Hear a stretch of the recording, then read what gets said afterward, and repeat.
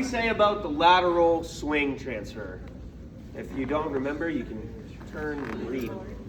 What's that? She said use the board. She said use the board. The lateral swing, you do not use the board. So it is a progression from the slide board transfer where you're removing the slide board. Make sense?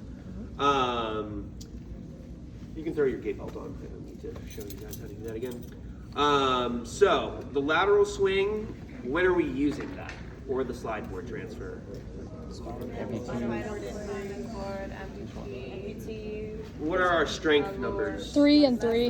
Above 3, less than 3. Above 3 in the arms, Slide. below 3, all the way down to 0, or maybe even the legs don't exist.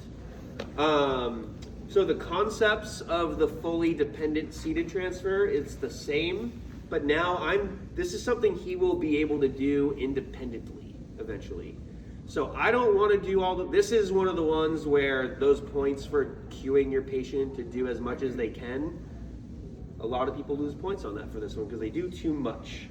So this is where he probably has been doing the slide board transfer already.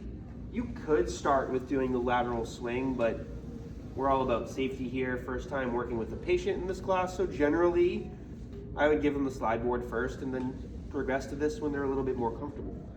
We don't have the slide board, so you're just going right for it today. We got this.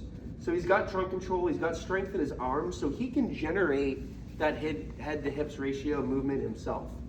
I'm still gonna be here with him, I'm still gonna be holding on, but you're gonna bring your hands to your sides here, and we wanna get you a little bit forward. So you probably wouldn't be able to do that easily, scoot back.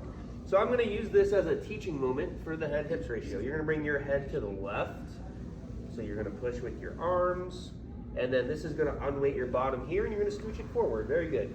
And then we're gonna go the opposite direction, scoot the left one forward, very good. One more scooch, head to the left. We're gonna angle yourself slightly this way here, very good. Now I'm gonna help you move your feet this way, so that we're angled towards where we're sitting. This is kind of far away for him, so I'm gonna move the chair just a little bit closer.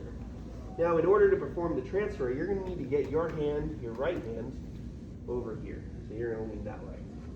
And then you still need to do the same thing we did when we were scooting. You're going to bring your head this way, and then you need to generate enough momentum to get your hips all the way over to the chair, okay? 1, 2, 3. And he used his legs a ton. It's hard to turn that off. But that's why my legs still need to be here in case he slides out. Again, if he's been doing it with the slide board, he probably has some of these skills down to a certain extent. And obviously the slide board, they can literally slide on it, so it's a lot safer.